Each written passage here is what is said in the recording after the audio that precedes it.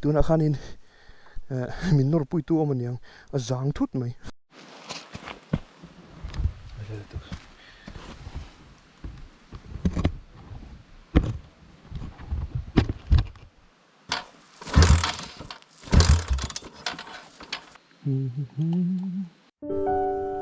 Jacopa bungli chang sari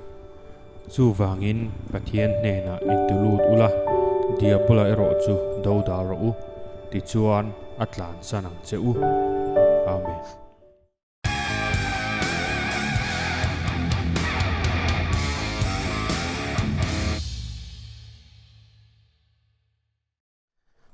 thir tu te in zavain kum thar ti bai ka buk vek cheu hay kum sang hi som ni le pathum January tha kan lo thleng ve ta a pathian kai hruai na dom tak in chan ka be sei pui chewa ka ringa Christmas le kum thar hun a te in sir na le atiang nun ta na thil poi engma in ti lo ka be sei a ti lo tur pon du sang na ka lan chewa ti chon hay pathian in kum thar hun thar dom tak min hruai kaya min hruai thenga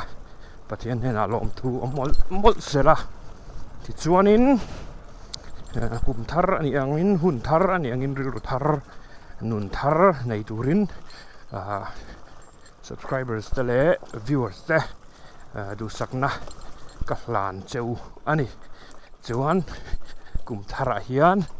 kala right lova o right video kala nei lo ti sok teng sumi ni wang chuan hei voin hi ni som pan hi ni nga ni January ni som pan hi ni nga ni ani a first right ka nei ve man chaw ni chu po kan kom thang kan dai na ya mai hianin ani dona kal sa don ri lo chan chu kan thriat theu angin cheng kek te rebuild lai mek ani a test right ai chu test right in first right chu cheng kek te rebuild test right ani chu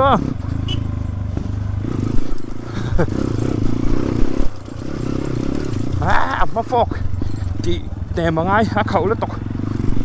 race na tura ti kha ne kala siam lova tin an hung break a thuk lu tok ti chuanin hey test right ani na angin ka ti lu tok lo mai the nga ma ro chu ma hu nai nghe om seng don khre lova an tan le ta po chu ni he riding position vel chu dikhap mai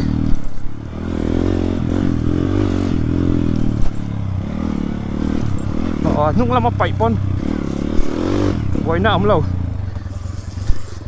hei ni nom don ni he ka kick lever lo in engage se thing ka tin khan mo panel side cover lo om lo ba chu ti hi ka te ngo drone lang nei dong don ni anh pony xe cheng kek te kan ria theu angin ka bike Expulse 200 VS4 carburetor engine ne ke chu hi a kor thom novel kan thla ka handlebar hi nge nia ko fork jok hi fork ko ki mela alignment wheel alignment dik lo ni hi ti hian a ko ya angil chi bok se hai adik lo lai zon pa ni chumo voin right chutin GoPro mount chin mount pa hai ka man thin kha ka ti chhe ka pot chat dai me tu ri la khan tu na hianin nge a view hi angle hi dik nge dik lo ka la en lo na kina ka check nga chorem chan huna a lo dik lo thret ni pon tu na mi big tu lo thret che mula ka check huna adik la dik lo thret ma kai vai vụ dream các chuyện lâu na rây tol tục sẽ xem các xem gì chứ vai vụ dream các sẽ lâu các tỷ khang các sẽ lâu tắc tắc này là vin các trang na rây tol được không mà tin hay tiếng kia chín đây comment là mà khăn ổm nuôi mấy anh à tiếng chín là lor thui mà tiền tiền mà rồi chú atret ka atoy ni atret thì toy lúc cả atret chín khan in bar sẽ cả đủ boxia atret chín ahan tang sẽ cả đủ boxia chân chú amam lai a tan chuanin a het lawng ti ka hlau bok siam mo chu bang chuanin alo lor thuit a deuh rata in taw lo mong em in tia lo om ni ta ka chuan kan riding style hi chu lo om veka kan bike trim trim lo om vek ni in taw lo vek chu bang chuan to pathian zara kan phim kuranga cái anh tàu big lâu tu ra ngay là chỗ mẹ mà sẽ rồi là mà các đen lùi cả là khá lắm nè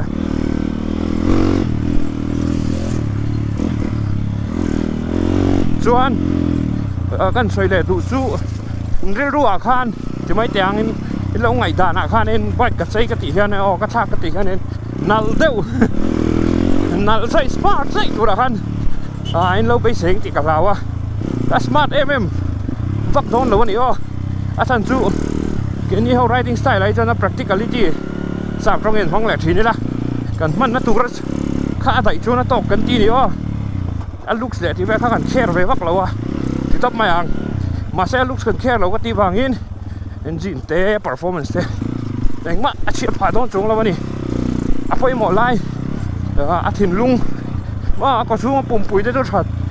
thấu tu ra ngay là ông gì biết chú có hạc về đi cần kẹt vắt đón nó đi thì lại khá cái nó xoay phía này lo cái này hay chú có ngã là bên khăm xe hành tànเป็นก็จักvề hành tàn lọn tàn canก็จักvề rồi first nó xây đón tục tụi tao đi lo con chạy kẹt te walk around đeo chạy kẹt te unfinished hay chú martok lâu này hay seat cover lom lệ tụi này hay chú layer tụi mấy tụi này seat cover hay three tier lệ tụi ra ngay là base là foggy không lúc tụi racing tụi ra xem mình vàng in enduro cho nó vác lâu này thì cho anh hay này hay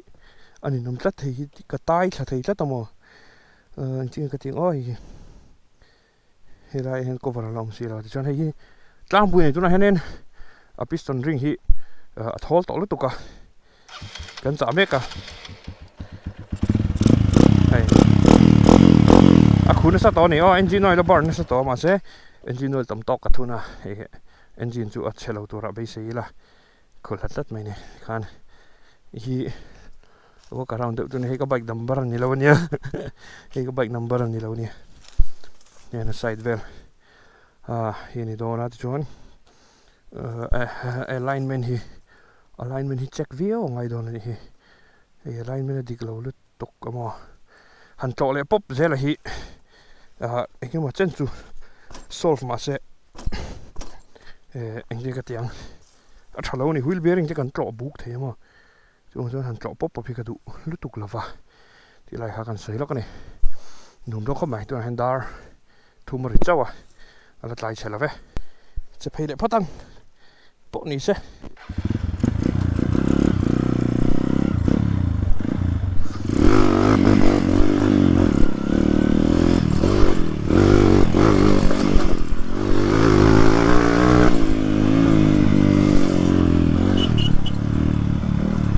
lại phải về thì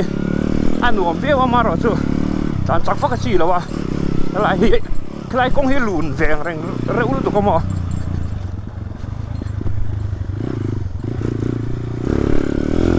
motor tỏ thút tay lỏng về chú bằng chân over là bằng với những cái solo lại miệng mày nè chọn video lạc lò hiện in anh em mò chụp buồn lóc từ cái này lâu chẳng giòn nè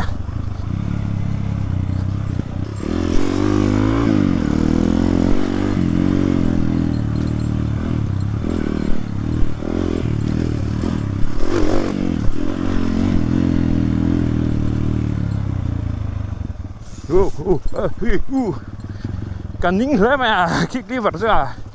các mal hiện ở tay thế mà trẻ thì này này các sản bún nó hết thật nếu mày sản này phèn đen rồi là beng thầy thiết lệnh mà ta lâu tuổi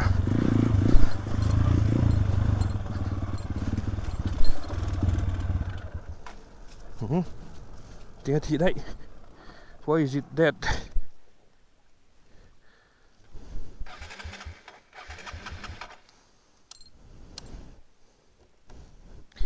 Carburetor đây nghẹt thà vắc lâu mà. Mà cái tia carburetor lâu chốc đấy đi. Suy cái này lâu. Ngã là còn ngay. Thiên đi rỉ là còn. Ông chụp xong rồi sao? Thấy to bắt chụp cần ta năng á. Còn xem thằng này cần riêng hắn cần dầm bắt là đây này ha. Ri suy về đấy mà lại vẫn chịu. Rim twin. Tiếng. Em ấy phải tại đây rescue tụi lên ready set trang. Rescue ngày thức bận. Lùi sinh chả rim mang trong coi. Lên để đón thầu ngài mà. Phọc khẩu lúc tục khi này hết rồi không? Bạn nôm tệ luôn em về này. Đầm mặn hiếm thì này đầm mặn thì. Cả lúc tụi em mặn đậu thỏ đó làm lẽ cá này ra ngay cả offroad tỏ lộng mà. Thật hẳn đó nó nhàng. Đi xem bát thả mung mal ta cái tàn bốc xì đâu à. Mìm xa dọ khá trong cái bike khi. Chết rồi này đậu rủi mẹ thì mẹ là. Khởi chun râm là viên cái đá chặt chặt ra. Nà thế, cái này thọc cái buổi. Về nó cả. Buổi ta hi lo atra này, buổi thấy ta hi buổi thế cái nôm ta hi. Buổi nó tụt cái này ta hi lo mà mình hiểu.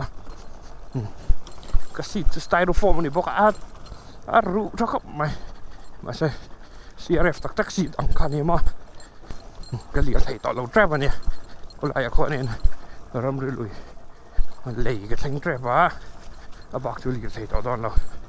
Nung thầy mía xí lâu lấy cái bài kia lì tàng em lì rescue ngay đồ nem này hả thế đi cái xem bị lâu xin cái nào thế anh hạt lẽ xám thế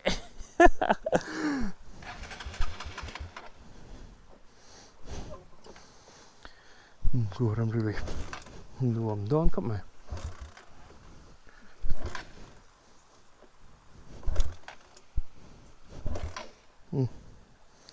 hình lek khô lê khôi anh em trang lại cái nồi phèn á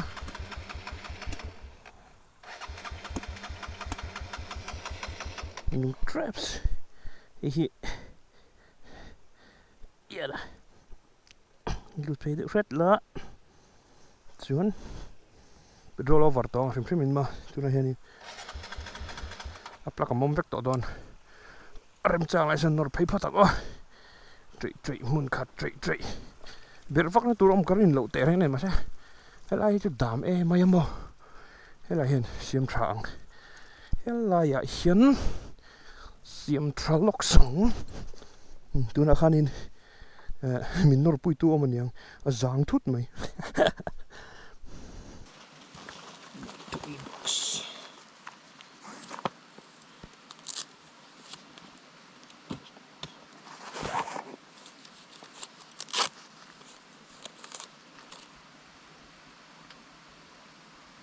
mông lại vector gì số tụi rồi mông lại vector focus xem cần xem ngay cần ngạc đều ta vắng vắng bốc cần tỷ lệ xin ngay hay cần rem kho má cần tỷ lệ xin ngay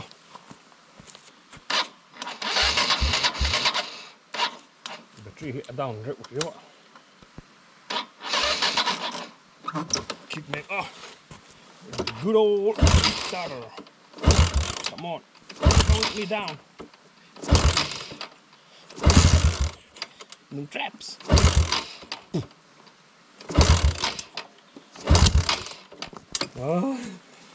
phụ sủa lại đây đây lại mà lại suy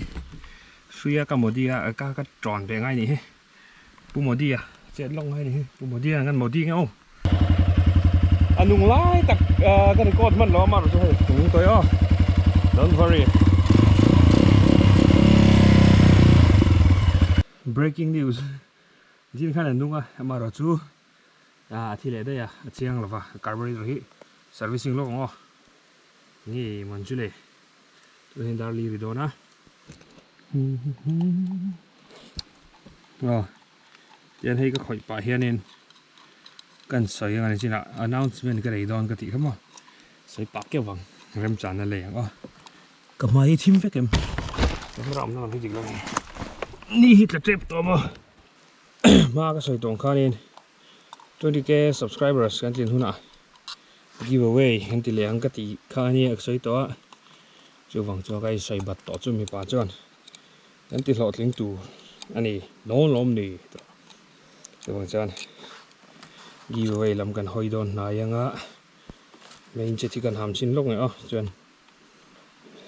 giveaway lam pang kan hoi don anga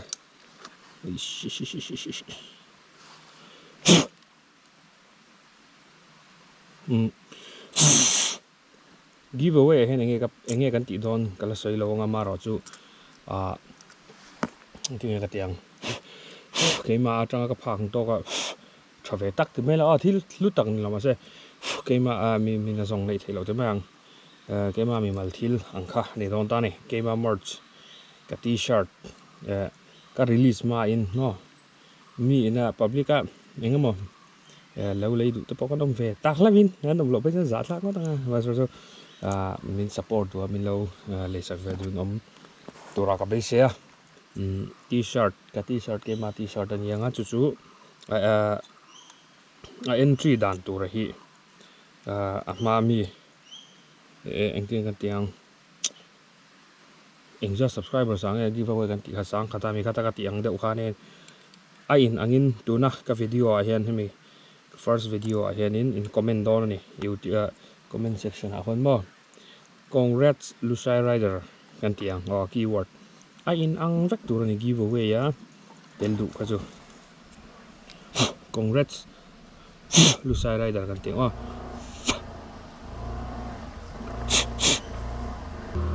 jok sing son hemi comment section a in congrats Lusai Rider thui de like in comment lang congrats Lusai Rider thì khai nó comment top don này mà chuan thì thả chung cái tiếng tun thả chung February January thả chung hi comment thấy ang chuan congrats Lusai Rider tiếng February January nhá February ni khat ni bor vela kha chu rồi giveaway result pon hun tu kha chu kan soi leng ana kina tun thả chung hian January thả chung hian congrats Lusai Rider a keyword ka awm vek ngai ne achan chu na kina randomizer ra ka ti dona khami keyword diklo spelling diklo emo khatiang ka comment da do he no en karon tianga ti ni siak don ne congrats Lusai Rider adota eng ma in sei du chu in sei bel thawang ba se congrats Lusai Rider ti kha inject tel don ni nge in chuan khang ho kha in entry ti na ni ma khatarang khan randomizer ra ka thli fi manga ka thli film treng mi panga ka thlang chonga mi panga tlang khan thum kan vor le don ni ho ka ti khan chuan khata at enge ni avan nei ber khan giveaway dong tu kha t-shirt adon tu ra kha t-shirt satlen don lova keima merchandise t-shirt ba ka a customize sak don ni an ming emo an number do emo ka zia bel sak don ani limited edition tak ani so an ming emo kamya dong tu kha chu ania abak chu enge thi tenal dang sticker ti chu atelanga chu ka soi lok thei ni ri sela ti lai ha kan ron soi lok ani ka ram chan na ka lei lok ani chu tlang vi vin ka ria carburetor chu ma giveaway chen lo tel ve theu don ni comment dan tu ka soi ka chuan hei video lai lak lo ka da video en chuak tak tak ho tan van nei na ani chu skip zung hong ni lo in en chuak ti in en chuak ani in skip lo ni so video in skip lo ni chuan giveaway in chadon ani tai ta la ka da don mi lo ni anun rim chu nung to chan pot lan thai to ro piston ring a to je tu na sa si ama ro cho poi tham ri lo to ra nga ya chuan tuna hian me fra te ho anon off road ve don sim hawana chu wang jon kalain kalong hak sim lo na ma chu le an lo thleng don ne chu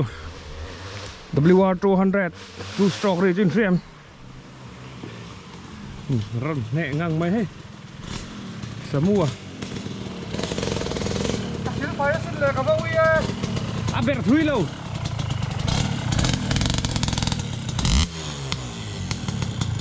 Kau tual sera. Kau tual sera. Tu tungai nang mana in pani jauh ni. Just in a local book. Ah. Ngaron riksa hum. Mai. Lâu lâu nhau.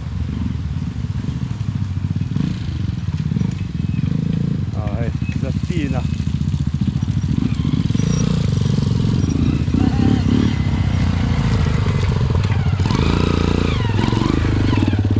Adiak lai bera lâu thia.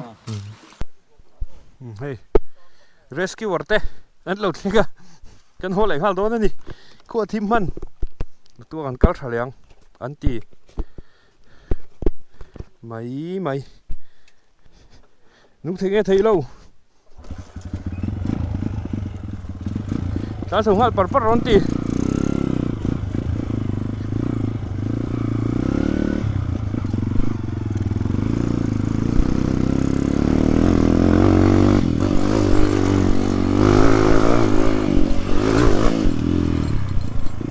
Bỏ vật vất hai chết để mát thế. Thui thì anh biết cái thần sầu ai cái chứ. Tôi không mặc mai chắc thấy đâu.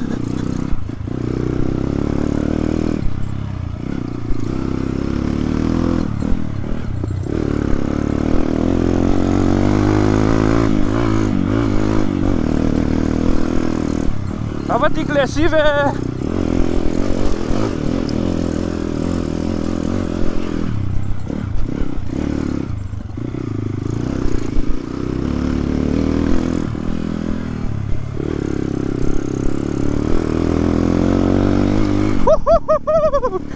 Cái khăm lâu mà sẽ nuông mà đi. Đã khăm cái đâu khăm lên lâu á. Mà sẽ nuông mà đi. Anh mai hi mà ni nó chỉ vết thầy lâu nè. Chuyện thế mình support tu xuống thế căn mà món này á chứ nào po anh đi đâu có lâu xe rồi cái bồi đấy không bằng tỉnh mấy đôi mà có tỉnh khác các carburetor setup lâu tỉnh tàu lâu vàng in anh đi khá là hardcore lắm á anh kia vẫn xuyên này cái chú cái xuyên đó là xem được cái xuyên đó là tỏi được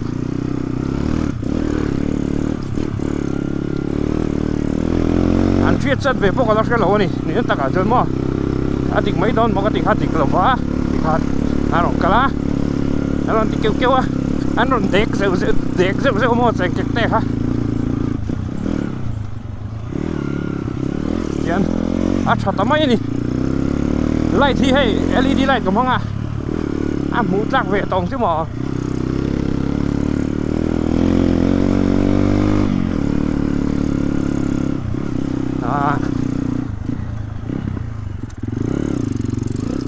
Đánh chậu tuần chưa?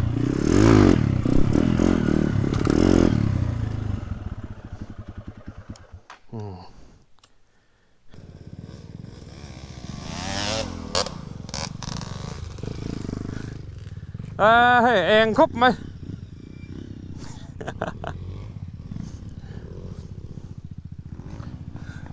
Ta har fallit så här så. Cái này có đón treo cá râu cá có vặt đón treo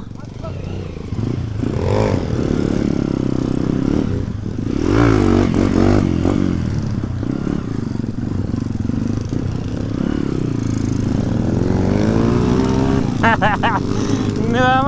cái về happy birthday đi lại nó tao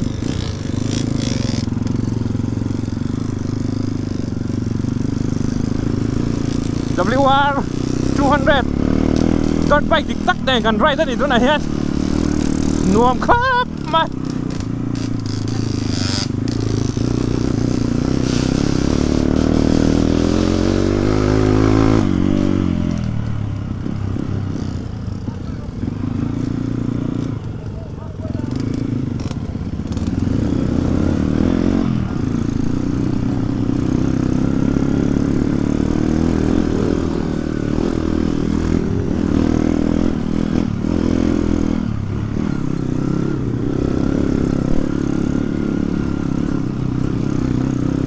vay vụt cần ba đấy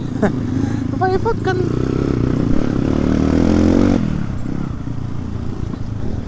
dấu bù cần bar về là cái vay vụt cần bar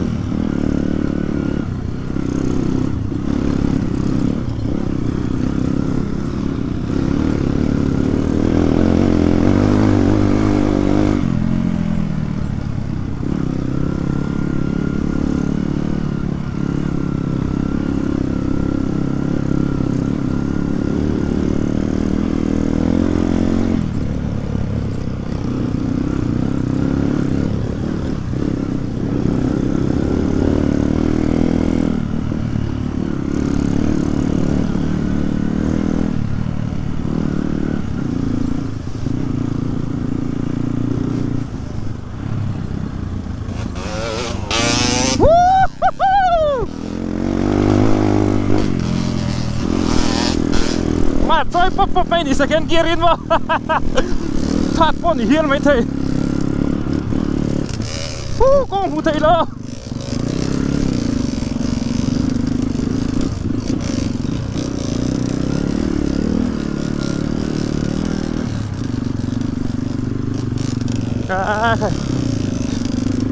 ไว้บุดริมก็ใช่เลยจ้ากติใครไว้บุดริมก็ใช่เลยตอนนี้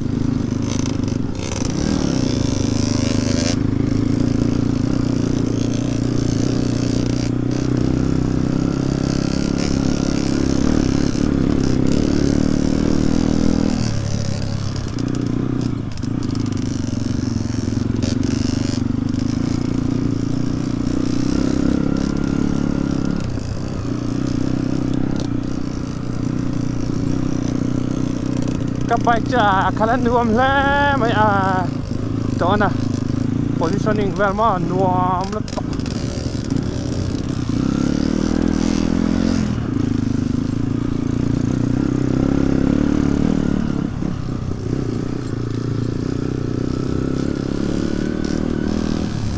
กงปุ้ยกันช่วงก็เนี่ย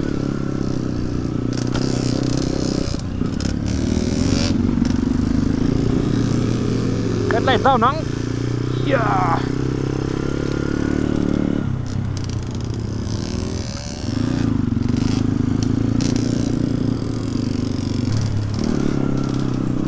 อ๋อคัดที่ส่งค่ะวิดีโอจูนี่ต่อรีไม่ใช่ละที่ดูที่ส่งอ่ะหลอกดูสวยเลยตักเมื่อว่าไอ้ส่วนนั้นนี่นะทอนั่นแต่ประเทศนี้มันสมเจ้าเสียละที่ไรจะบอกอินจินหน้าแล้วมันมันสมนั่นแหละโปรตีนนั่นเป็นเส้นเจ้าเสียละดีค่ะกระดูกสับเซลล์อันนี้เร่งอะไรที่ดูที่ส่งอินสบายสวยตุยมังชาบายแบกกูเลย